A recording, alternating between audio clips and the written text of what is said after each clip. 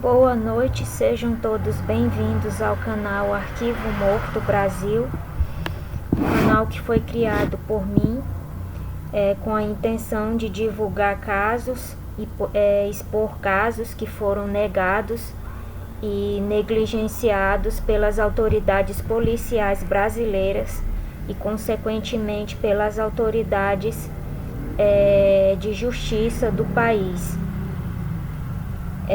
Eu abri esse canal, criei esse canal com esse objetivo, e o primeiro conteúdo desse canal se refere ao meu caso, que foi um dos casos que foi negligenciado pelas autoridades policiais que entraram em contato com ele, recebendo denúncias minhas por meio do registro de boletim de ocorrência, e também em que a maioria delas também se negaram a receber provas tanto documentais como materiais que eu consegui contra os principais acusados e demais participantes, que cometeram esse crime não só contra mim, mas contra outras pessoas da minha família, em que uma delas veio a óbito e depois de vir a óbito foi roubada por 3 pessoas.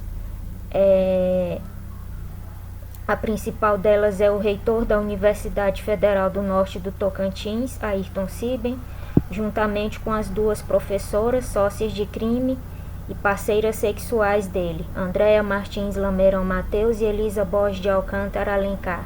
Todos os 3 que se auto-intitulam professores e pesquisadores da Universidade Federal do Norte do Tocantins. A minha denúncia contra essas pessoas, e só estou expondo dessa forma porque não consegui justiça, o caso não foi solucionado e muito menos os culpados foram punidos de acordo com a lei brasileira pelo que fizeram. Gostaria de fazer um apelo para que as autoridades internacionais de direitos humanos e de defesa da mulher venham em meu auxílio, porque essas pessoas impossibilitaram a minha sobrevivência aqui nesse país, pela quantidade de autoridades policiais que foram compradas por elas, e que passaram a me perseguir junto com elas, inclusive foram colocadas também como laranjas em uma rede de crime organizado que acabou sendo formada por essas pessoas com a intenção de lavagem de dinheiro. E também agora, por último, a entrada de algumas autoridades políticas também colocadas por elas aí para impedir da justiça ser feita. Entre elas, 2 governadores, 2 ministros e uma ex-autoridade máxima do país que foram colocadas nessa situação a pedido dessas 3 pessoas para impedir a justiça de ser feita e para que elas ficassem em liberdade, ficassem também impunes, enfim, não pagassem pelos crimes que cometeram contra mim. Então é isso que eu tenho para falar inicialmente. Gostaria de falar também, deixar bem claro aqui, que caso aconteça algo comigo, caso eu seja assassinada, caso eu morra, apareça morta ou desapareça, as principais pessoas que serão os responsáveis pela minha morte serão essas 3 pessoas: o reitor da Universidade Federal do Norte do Tocantins, as 2 professoras, que, como eu já expliquei, são sócias de crime dele, também parceiras sexuais, e também as autoridades policiais que se venderam para elas. A equipe da Delegacia de Repressão a Crimes Cibernéticos de Goiânia, na figura do delegado Paulo Ludovico Evangelista da Rocha, e toda a equipe dele que entrou em contato com o caso na época, que ficou com os meus aparelhos de celular e notebook, que foram destruídos a pedido do reitor por esse delegado e por outras pessoas da equipe dele que tinham ficado responsáveis de periciar os aparelhos. E que também, né, se recusaram a receber provas que eu tinha obtido contra essas pessoas, provas tanto documentais como materiais, se negaram a receber. E também o pessoal da equipe da Polícia Civil aqui de Araguaína, Tocantins, mais especificamente a DEIC, né, na pessoa do delegado Alexander Pereira da Costa também, que recebeu denúncia minha contra essas pessoas, mas que também se negou a receber as provas na época que eu tinha e jogou a responsabilidade para outra delegacia, né, aqui que eu já falei que era de repressão a crimes cibernéticos. E agora, por último, a Polícia Federal, unidade de Araguaína, Tocantins, também, né, em que, do contrário das outras duas, a pessoa denunciada, creio que foi eu, e não os principais acusados, eles me denunciaram por ameaça, uso indevido de imagem, entre outras mentiras. Bom, as ameaças não são mentiras, o uso de imagem também não é mentira. Eu estou expondo sim, cheguei a ameaçar sim essas pessoas, mas porque elas impossibilitam a minha sobrevivência onde quer que eu vá. Em toda a cidade que eu vou, para onde eu vou, fugindo dessas pessoas, tentando viver a minha vida em paz, elas entram, compram as autoridades policiais da cidade, compram os órgãos de justiça, compram todas as pessoas que acabam entrando em contato comigo de modo indireto ou direto, e principalmente de preferência em locais em que eu arrumo emprego, compram as pessoas, fazem essas pessoas me tirar do emprego, através de calúnia, de difamação, falando coisas a meu respeito que não são verdade, e assim acabam impossibilitando a minha sobrevivência. Isso aconteceu lá em Alto Paraíso de Goiás, quando eu tive lá exatamente, eu passei 4 meses lá naquela cidade e isso aconteceu lá. A Polícia Civil de lá, na época, que era responsável pela Delegacia de Polícia Civil de lá na época, foi comprada por essas pessoas e passou a me perseguir. A delegada de lá passou a me perseguir juntamente com essas pessoas dentro da cidade e também junto com a equipe da Delegacia de Repressão a Crimes Cibernéticos, que teve lá na cidade também, prestando serviço tecnológico criminoso para essas pessoas.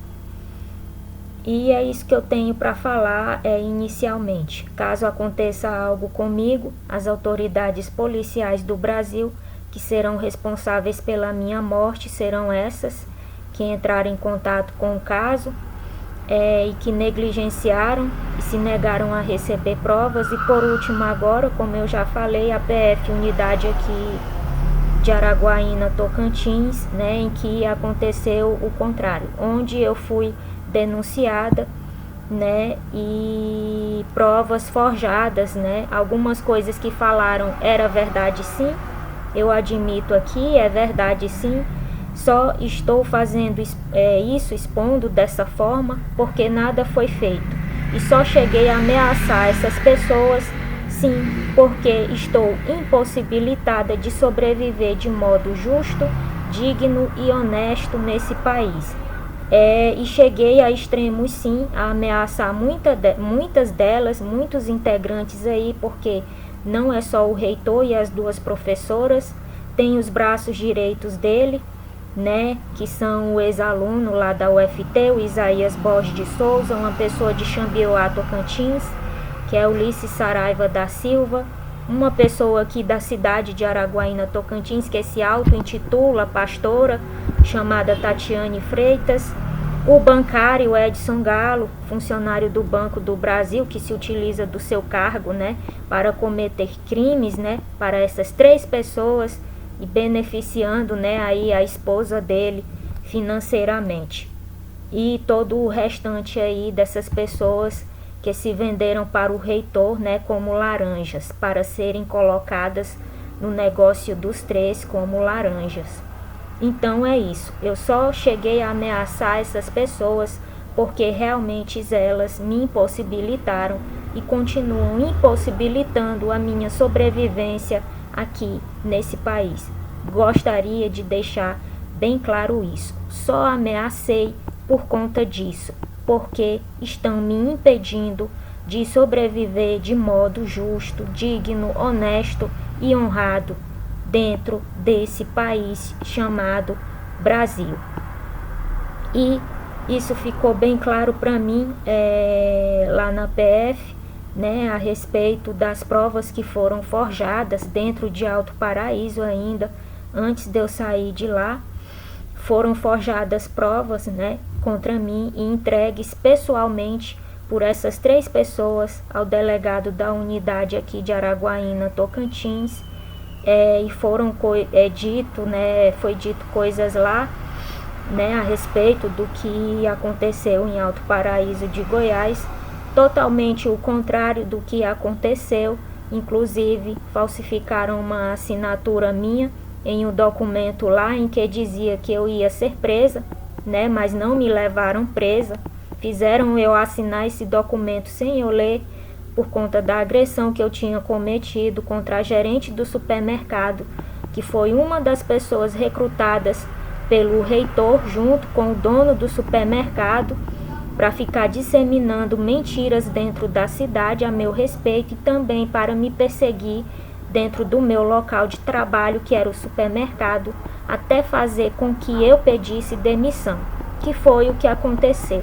E eu agredi sim essa pessoa dentro do supermercado, essa gerente de lá, porque ela tinha entrado para essa rede aí de crime organizado e tinha sido colocada como laranja por eles, por essas 3 pessoas da UFNT, para junto com um dos donos de lá, ficar me perseguindo dentro do trabalho, né, e fazer com que eu pedisse demissão. Por isso eu agredi ela e admiti a agressão. Só que lá no dia, a PM lá de Alto Paraíso de Goiás fez eu assinar um documento sem eu ler. Eu pedi sim para que me levassem presa, porque eu tinha plena ciência do que eu tinha feito, do que eu estava fazendo e também do motivo.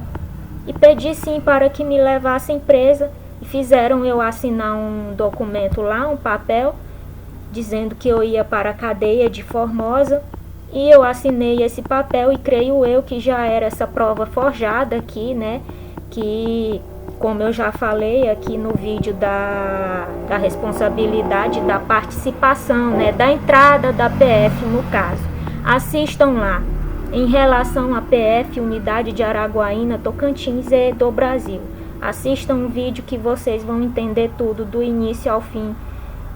De tudo que aconteceu dentro da cidade de Alto Paraíso de Goiás, antes de eu sair de lá, né, depois que me impossibilitaram de sobreviver, né, dentro da cidade, comprando todas as pessoas com quem eu entrava em contato, né, de trabalho, enfim, impossibilitaram completamente minha sobrevivência dentro da cidade. E aí pegaram esse documento que eu assinei sem ler, que a PM, né, de Alto Paraíso de Goiás fez eu assinar dentro do próprio supermercado. Os vídeos foram gravados, estão com a PF do Brasil, creio eu, mas não vão querer mostrar, né?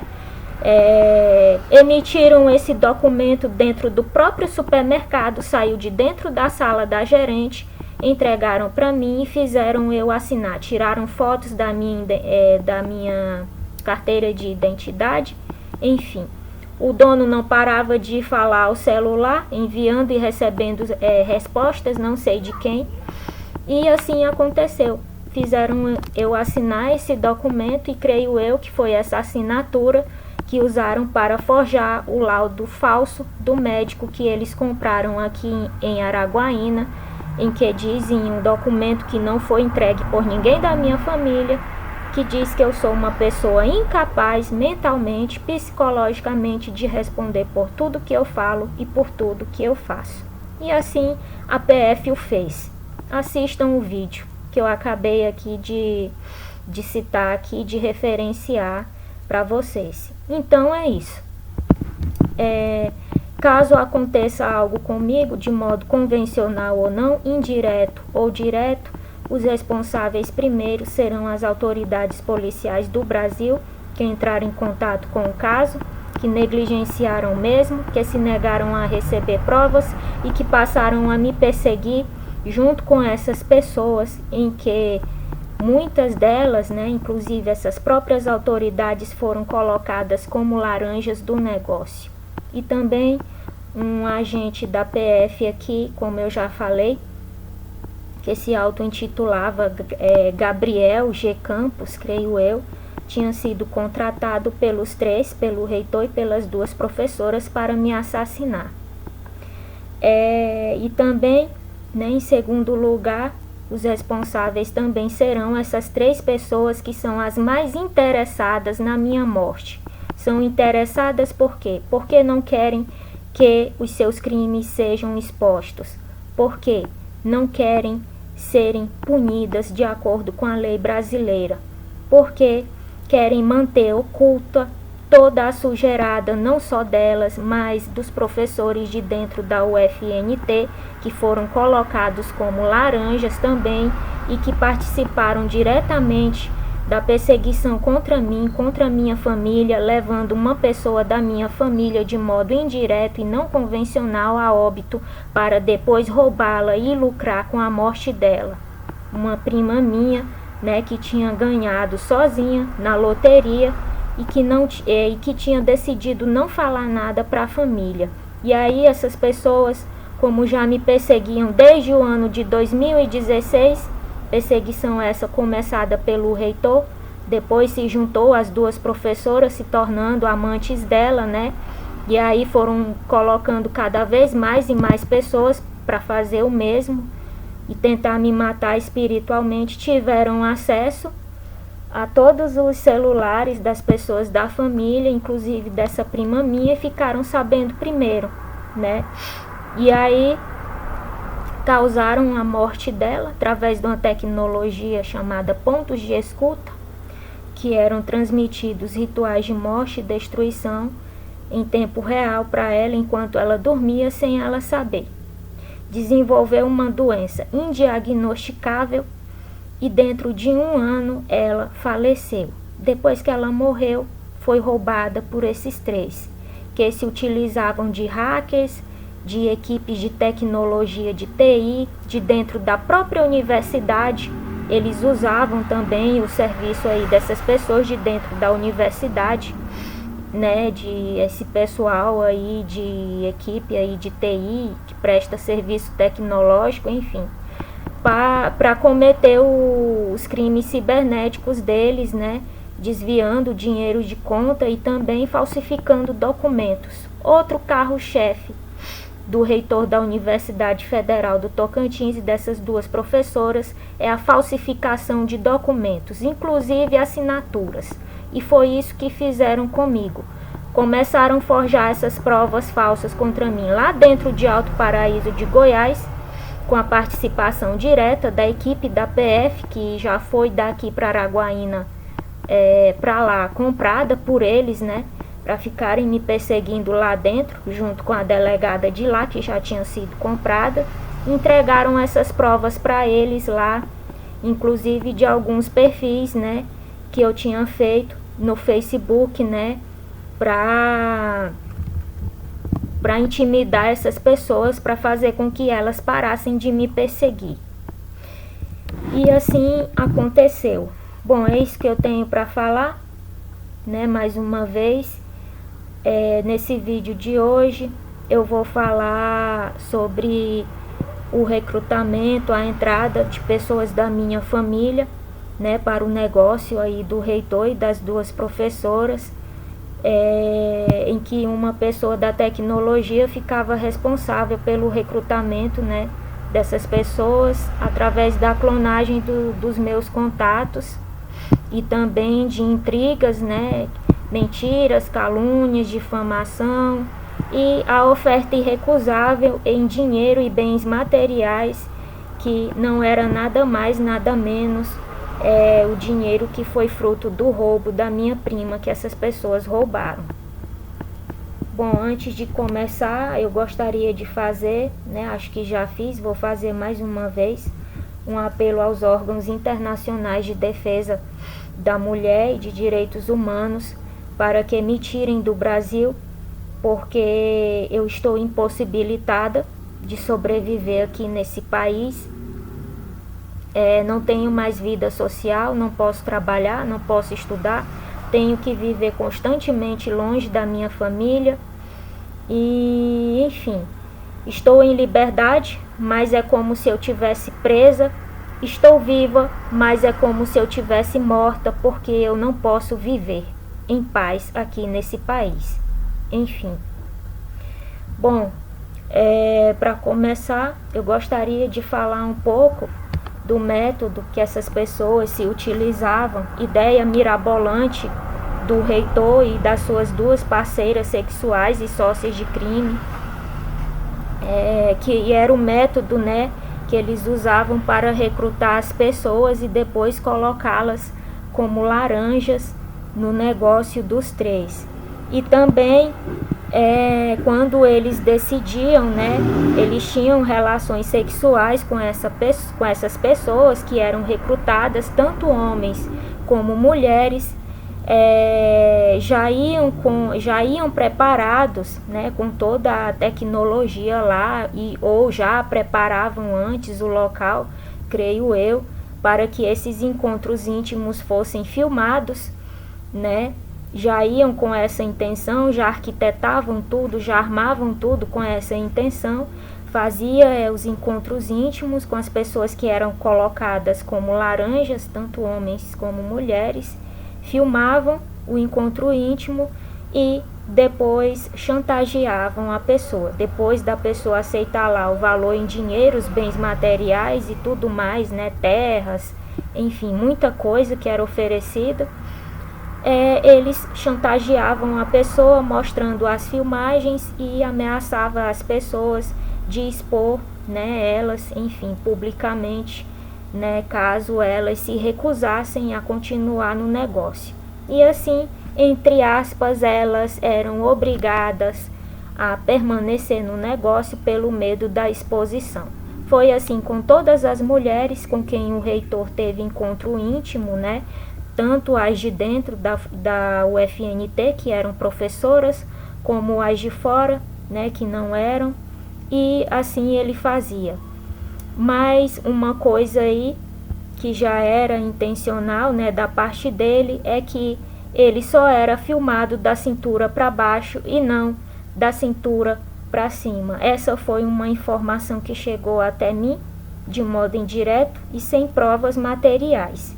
Ele pedia que a pessoa que ficava, ele pedia, né, para a pessoa que ficava a cargo, né, de fazer essas filmagens para que o filmassem só da cintura para baixo e filmasse completamente a outra pessoa de corpo inteiro, né, para que ele não viesse a ser prejudicado caso esses vídeos vazassem aí na internet, no YouTube ou na Deep Web, né?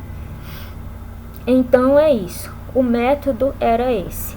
Uma pessoa da tecnologia que ficava a cargo de monitorar, rastrear, enfim, ficar 24 horas, né, observando, monitorando os celulares das pessoas da minha família, inclusive o meu, ficava a cargo de clonar, né, os contatos, ou fazia um perfil falso, e aí entrava em contato com a pessoa alvo, fazia a intriga, me caluniava, me difamava e fazia a oferta, né, para a pessoa em dinheiro e bens materiais para que a pessoa entrasse para o negócio.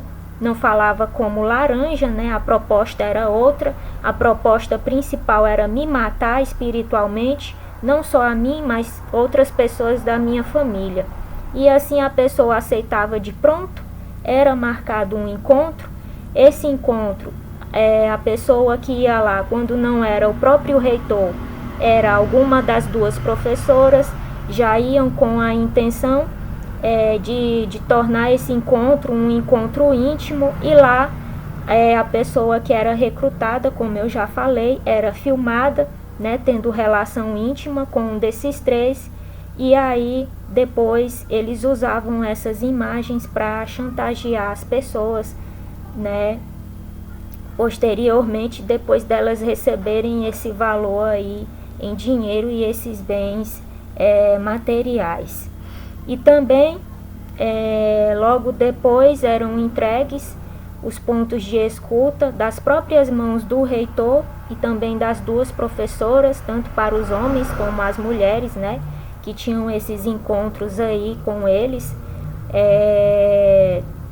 tanto para tratar a respeito da entrada dessas pessoas no negócio, né, como para receber os valores e os bens. Eram entregues esses pontos, em que muitos deles foram instalados aqui em casa e na casa de pessoas da minha família.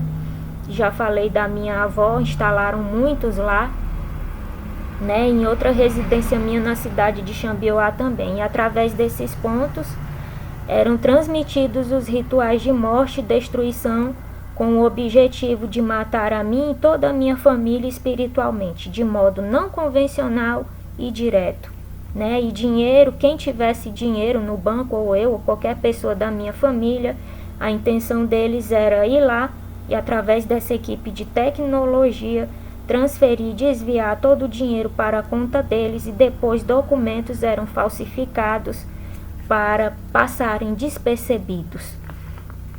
E aí, obrigatoriamente, as pessoas que entravam para o negócio, né, obrigatoriamente todas elas tinham que bancar rituais de morte e destruição contra mim, que eram feitos não só pela própria Andréa Martins Lameirão Mateus, que é uma bruxa da tradição antiga, uma sacerdotisa da velha arte, assim ela se auto-intitula, de modo oculto e velado, mas não expõe isso para ninguém, porque ela usa a espiritualidade dela para cometer crimes. A verdade é essa, crimes cibernéticos. Ela transmite a maioria dos rituais, transmitia, né, e até um dia desse continuava transmitindo, até mesmo depois que eu cheguei aqui, que tem pontos aqui que eu não consegui tirar ainda, e ela até um dia desses transmitia esses rituais aqui em tempo real, aqui para dentro aqui da minha casa. E ela esconde a espiritualidade dela de todos, ela esconde que é uma bruxa, e o principal de tudo, ela esconde que usa as práticas espirituais dela, né, a opção espiritual dela para cometer crimes contra as pessoas, causar mortes espirituais e depois delas roubar as vítimas através de crimes cibernéticos. Bom, é isso que eu tenho para falar inicialmente, do objetivo do canal, né, contra quem, a denúncia, porque eu estou expondo, o apelo que eu sempre faço no início e no fim, o método que essas pessoas utilizavam para recrutar essas pessoas para entrarem para essa rede de crime organizado como laranjas. Falo também da equipe, né, das equipes, tanto de hackers, engenheiros da computação, equipes de TI, que prestavam e até hoje prestam serviço tecnológico criminoso para essas pessoas. Das intrigas, né, que mentiras a meu respeito eram falados para essas pessoas no ato do recrutamento, quando alguém lá que era pago, né, para fazer isso, essas intrigas, né, falava lá para essas pessoas. E também da oferta em dinheiro e bens materiais, que foi fruto do roubo, né, que eles fizeram depois de causar a morte espiritual da minha prima. O método tecnológico para transmitir os rituais, né, que são pontos de escuta, né, e os rituais eram transmitidos através desses pontos, em tempo real. E, obrigatoriamente, todas as pessoas que entravam como laranjas para o negócio, tanto os professores e professoras de dentro da UFNT, que assim se auto-intitulam professores, professoras, mas que não passam de ladrões estelionatários, invasores da privacidade e da intimidade alheia, cerceadores da liberdade alheia, né? Ladrões estelionatários.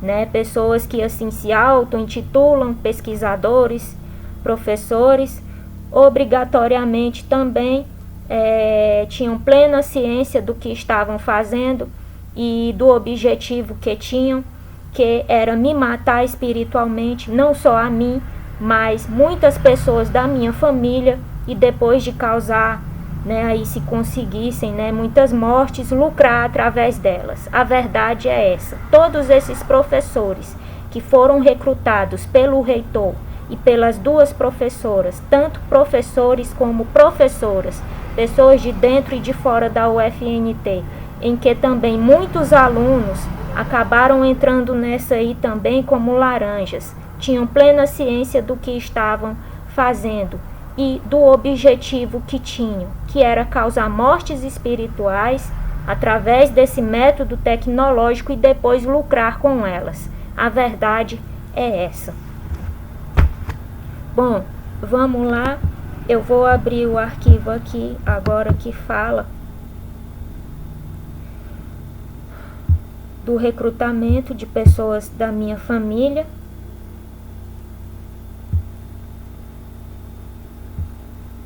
Vou falar da primeira pessoa, creio eu, que foi recrutada pelo reitor e pelas duas professoras.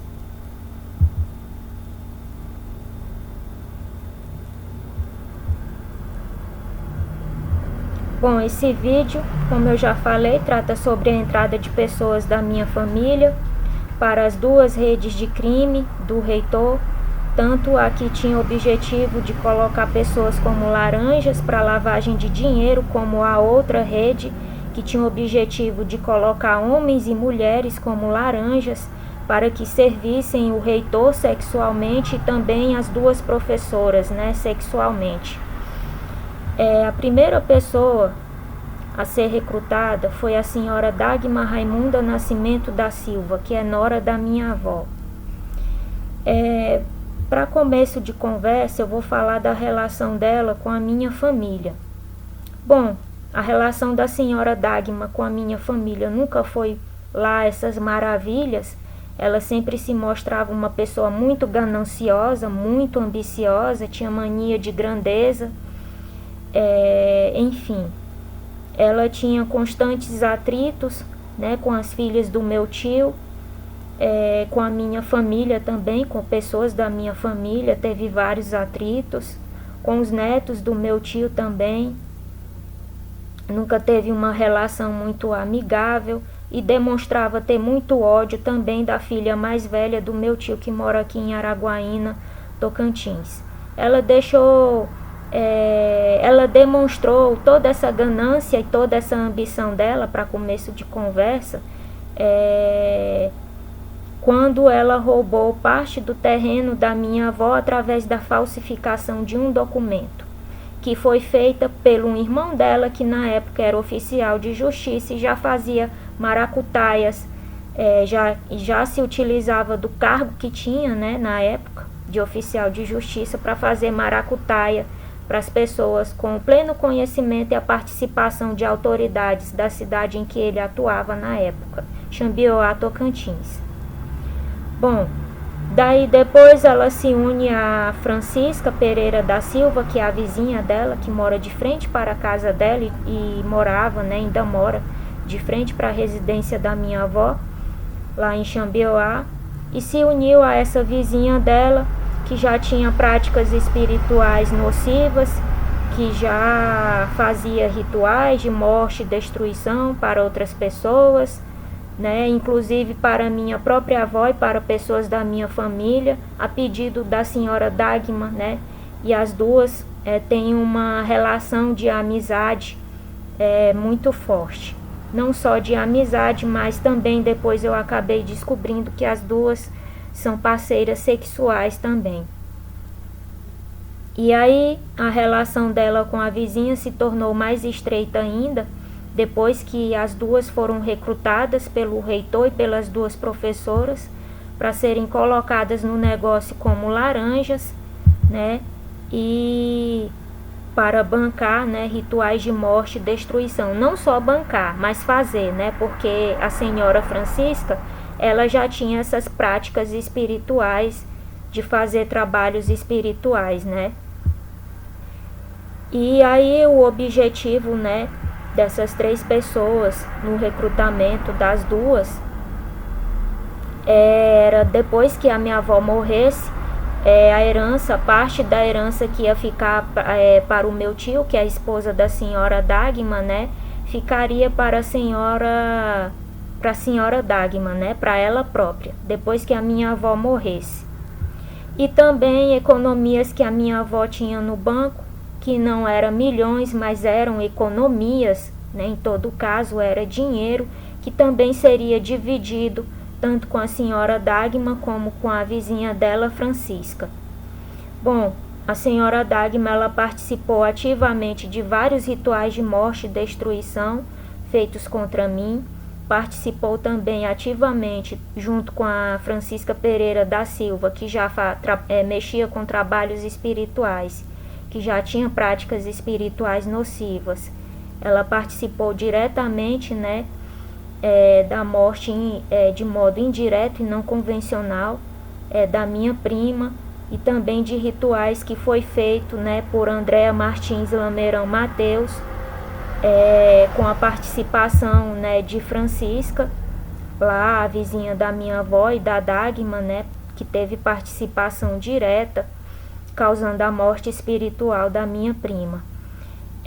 A Francisca Pereira da Silva também, ela executou, juntamente com Isaías Borges da Silva e outras pessoas, a pedido do reitor e das 2 professoras, a vilipendiação do cadáver da minha prima antes do túmulo dela ser construído, né, pelo esposo dela. Fizeram vários trabalhos espirituais, enterraram lá na cova da minha prima, e antes disso foi feita a vilipendiação do cadáver. Foi arrancado membros, 2 braços dela foi arrancado, e também o órgão genital dela foi mutilado pela Francisca Pereira da Silva. Tudo isso aconteceu, né, e eu descobri tudo de modo indireto, né, mas as provas estão com a PF, só que a PF, por conta de chantagem política, se nega a expor isso para o Brasil inteiro. A segunda pessoa a ser recrutada pelo reitor da Universidade Federal do Norte do Tocantins e pelas 2 professoras se chama Edivardo Dias da Silva. Essa pessoa foi um ex-companheiro da minha mãe, que conviveu com ela há quase 20 anos, e inicialmente o que eu tenho para falar dele, né, em relação à convivência dele com a minha mãe e comigo aqui em casa, que ele se uniu à minha mãe por interesse. Ele não trabalhava, ela sustentava ele de tudo, desde o sapato que ele calçava até a roupa do corpo. E uma coisa que da biografia dele que eu sei é que ele forjou um acidente antes dele morar com ela, com a minha mãe. Ele forjou um acidente para receber um benefício do Estado. Bom, ele me detestava, dificultava bastante a minha relação com a minha mãe dentro de casa, através de intrigas, de mentiras a meu respeito. E ele era uma pessoa que, antes de se unir a ela, já se utilizava de práticas espirituais nocivas para enganar ela e tentar matar ela espiritualmente também. Então, essa pessoa aí já foi mais fácil para esses 3 recrutar, porque ele já tinha essas práticas espirituais, ele já se utilizava dessas práticas espirituais para causar danos, não só para minha mãe, mas como para mim e outras pessoas da minha família. O recrutamento dele tinha o objetivo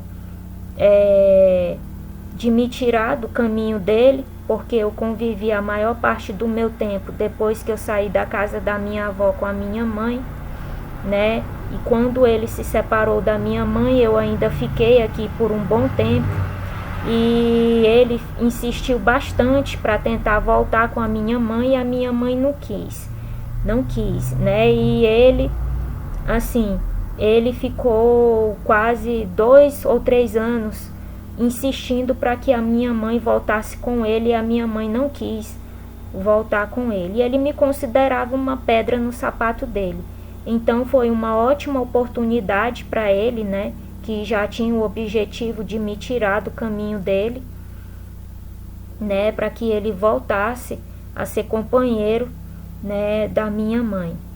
E também um outro objetivo que ele tinha era um dinheiro que minha mãe tinha passado para mim, estava na minha conta, e essas pessoas sabiam e queriam roubar esse dinheiro se conseguissem, né, me matar espiritualmente. Esse dinheiro ia ser dividido com ele, com esse meu padrasto, né, esse ex-companheiro da minha mãe. Se eles tivessem conseguido me matar, o dinheiro seria desviado da minha conta para a conta deles, e parte ia para ele. Assim foi garantido para ele, né? E depois, né, se tivessem conseguido me matar, ele mataria a minha mãe, né? E ficaria com os bens dela, no qual eu falo lá na primeira narrativa, no primeiro vídeo. O reitor e as 2 professoras já tinham falsificado documentos para Ulisses Saraiva da Silva se apoderar desses bens, né? Então já tinham documentos prontos, falsificados, creio eu que não só para Ulisses Saraiva da Silva, mas creio eu que também colocariam o nome do Edivardo Dias da Silva, né? Caso eles conseguissem matar eu ou a minha mãe primeiro.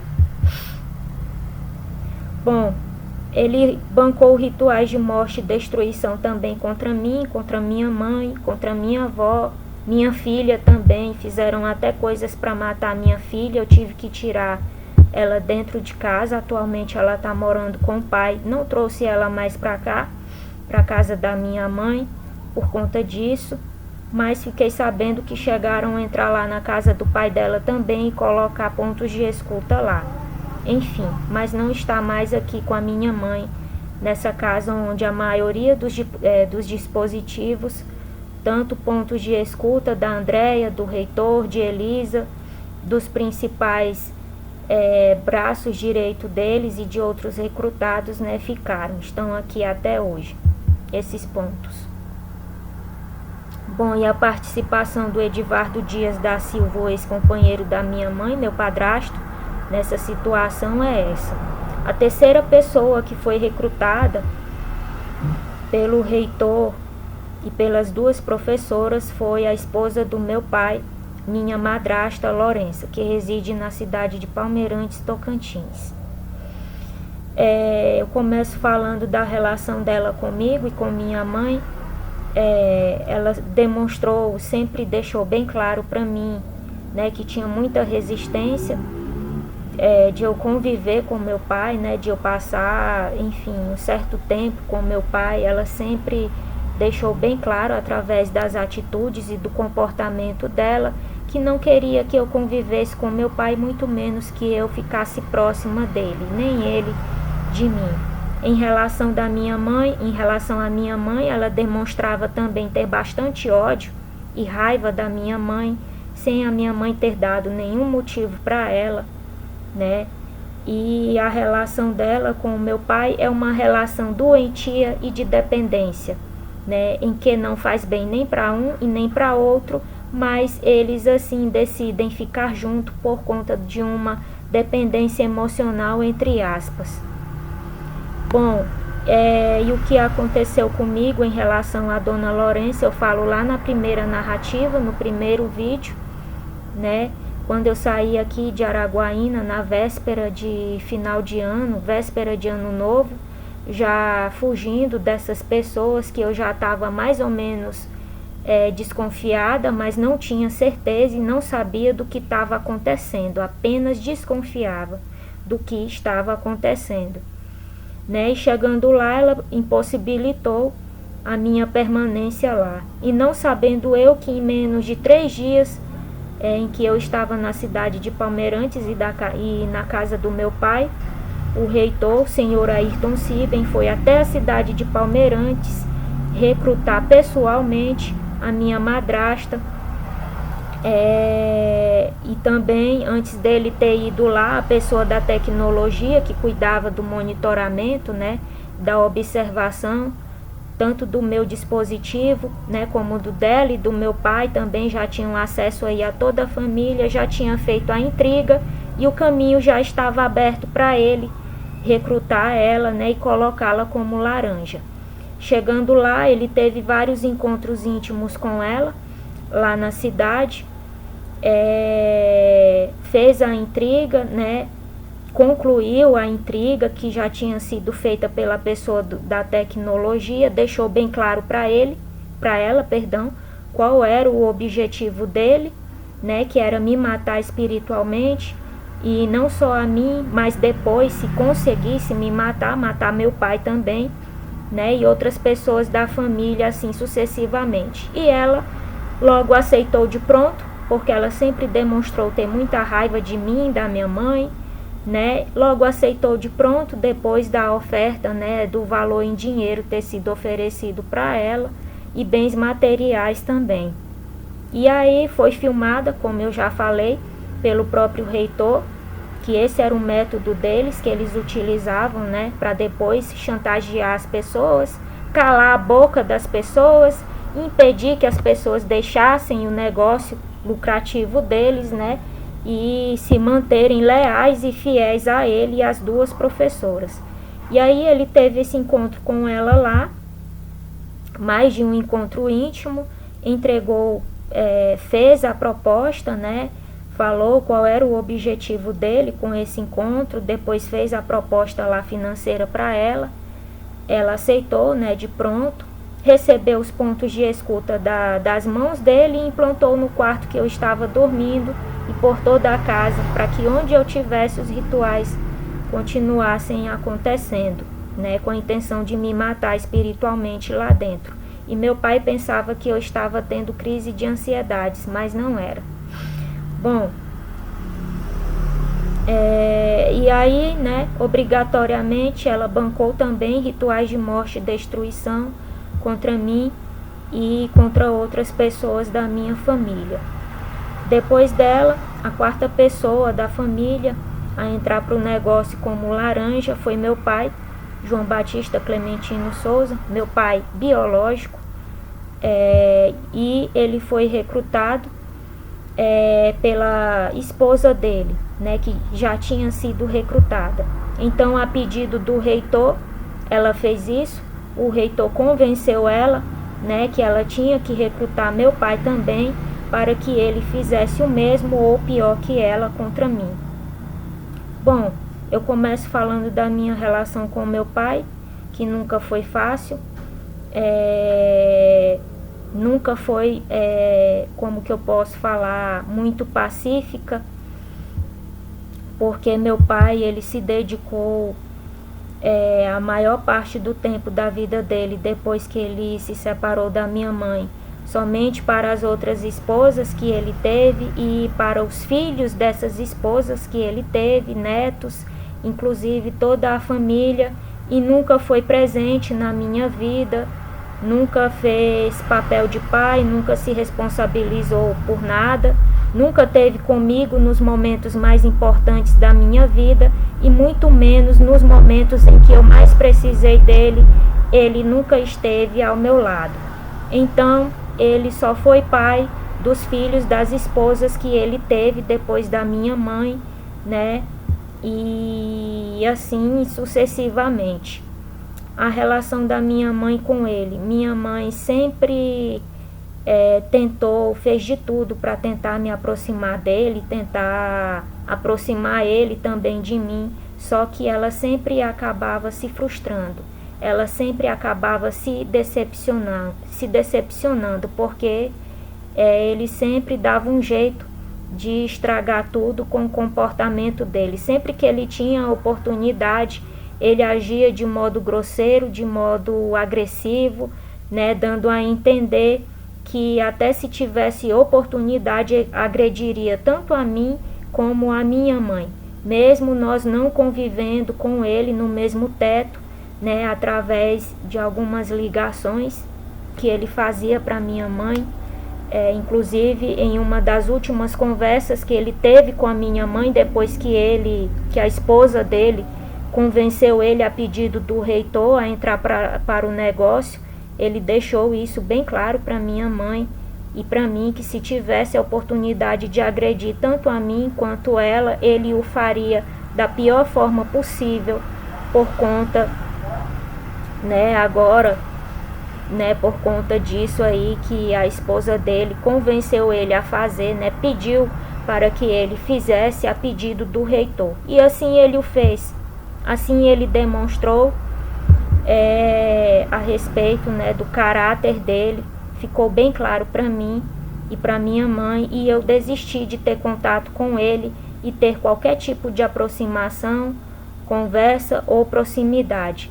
Para mim não é meu pai, é apenas uma pessoa que está lá no meu registro, se trata apenas de uma questão biológica e não de afetividade e não de laços, como que eu posso falar, laço emocional, se trata apenas de um laço sanguíneo e biológico.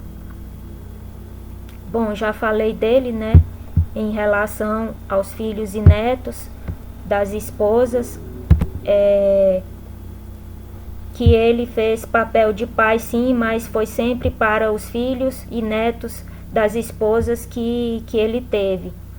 Ele tem problema com álcool, dependência química, né, e quando ele bebe, né, ele se altera, ele muda completamente a personalidade dele, fica irreconhecível, enfim, mas não é uma desculpa, né, o álcool, ele não muda o caráter de ninguém, ele apenas aumenta, né, o que a pessoa já tem de negativo no caráter, né.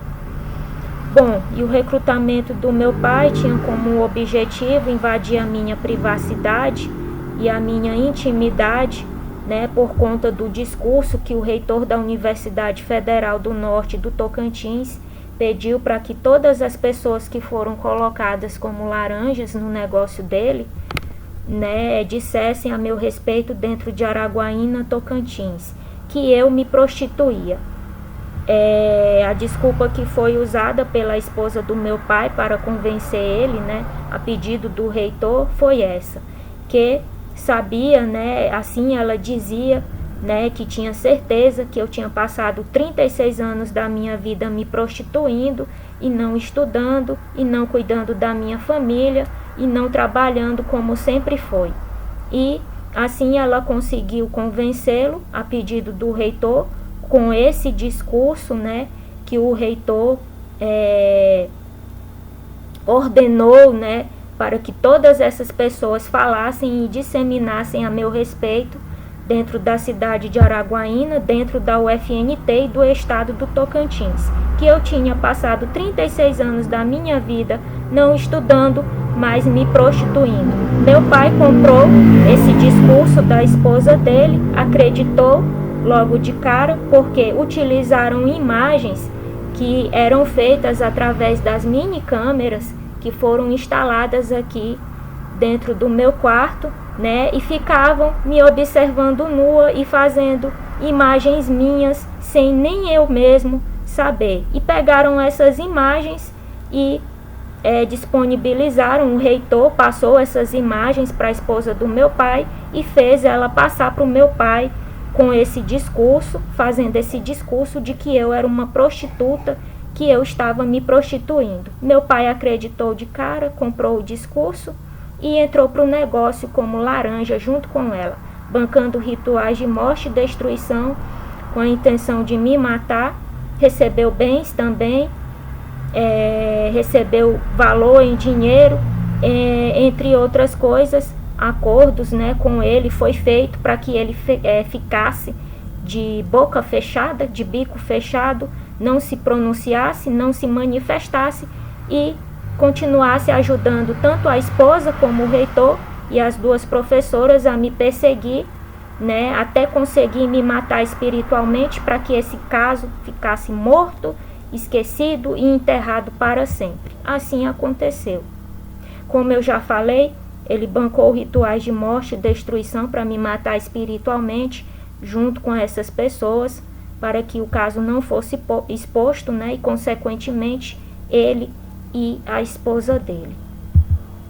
Bom, esse é o último participante da minha família. Eu fiquei sabendo depois, lá na cidade de Alto Paraíso, que um primo meu de lá também tinha sido recrutado, mas decidi não expor ele aqui.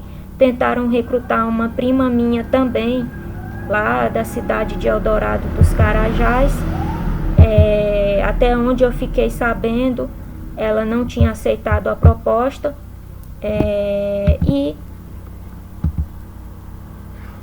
esse é o fim, né, da minha narrativa, que fala dessas pessoas, dessas 4 pessoas da minha família que foram recrutadas a pedido do reitor da Universidade do Norte do Tocantins e das 2 professoras para entrarem para a rede de crime organizado como Laranjas, né, e para que servissem, né, tanto ele, o reitor, sexualmente, como as 2 professoras de dentro da universidade. Bom, o que eu tenho para falar, né, a respeito dessas pessoas da minha família é isso. Creio que nunca verei essas pessoas atrás das grades, pelos motivos que eu já falei inicialmente aqui e que eu não vou repetir para não me alongar muito, né? E é isso aí. Gostaria de fazer novamente um apelo às autoridades internacionais de direitos humanos, de defesa da mulher, para que venham em meu auxílio, porque estou impossibilitada de sobreviver nesse país, não posso viver em paz, estou em liberdade, mas é como se eu tivesse presa, é muito pior do que se eu tivesse presa, porque sou observada 24 horas com conhecimento, a carta branca e a participação também das autoridades que se venderam para essas pessoas e que estão protegendo elas. Gostaria de falar também que, apesar de estar viva, me sinto como se já tivesse morta, porque não posso viver, não posso trabalhar, não posso estudar, não posso ter vida social, não posso ficar perto da minha família, porque essas pessoas ainda não pararam de me perseguir e as autoridades que se venderam para elas também não. Gostaria que as autoridades internacionais de direitos humanos se pronunciassem enquanto eu estou viva a respeito do caso. E também, para finalizar, deixar bem claro mais uma vez que caso aconteça algo comigo, caso eu venha a desaparecer do nada, ou aparecer morto, ou morrer de qualquer forma, os responsáveis diretos serão essas autoridades policiais, essas 3 que eu já citei aqui, Delegacia de Repressão a Crimes Cibernéticos, na pessoa do delegado Paulo Ludovico Evangelista da Rocha, toda a equipe dele que entrou em contato com o caso na época, a DEIC aqui de Araguaína, na pessoa do delegado Alexander Pereira da Costa, e a PF Unidade aqui de Araguaína, Tocantins, também por último, que entrou em contato com o caso e que forjou, juntamente com a PM lá de Alto Paraíso de Goiás, provas para que o caso não fosse solucionado e para que a justiça não fosse feita. Em segundo lugar, esses 3 acusados, o reitor da Universidade Federal do Norte do Tocantins, Ayrton Siben, e as 2 professoras, Andréia Martins Lameirão Mateus e Elisa Borges de Alcântara Alencar. E em terceiro lugar, as 5 autoridades políticas que entraram nessa, a pedido deles, para fazer com que a justiça não fosse feita e para me perseguirem e me prejudicarem juntamente com essas 3 pessoas. 2 governadores, um de esquerda e outro de direita, 2 ministros, creio eu que também, um da esquerda e outro da direita, e uma ex-autoridade máxima do país. Autoridades essas que nem da esquerda e nem da direita, nenhuma delas não me representam, muito menos a que está no poder, e muito menos a que saiu. É isso que eu tenho para falar. Meu caso deveria ter sido tratado como um caso de polícia, um caso de justiça, e não foi. Transformaram meu caso em política, justamente para impedir que a justiça fosse feita, e assim aconteceu. Bom, fiquem atentos às playlists que já foram criadas, que estão lá no canal, e em breve eu vou colocar os outros vídeos. Depois desse aqui vão sair outros vídeos para aquelas playlists lá que foram criadas,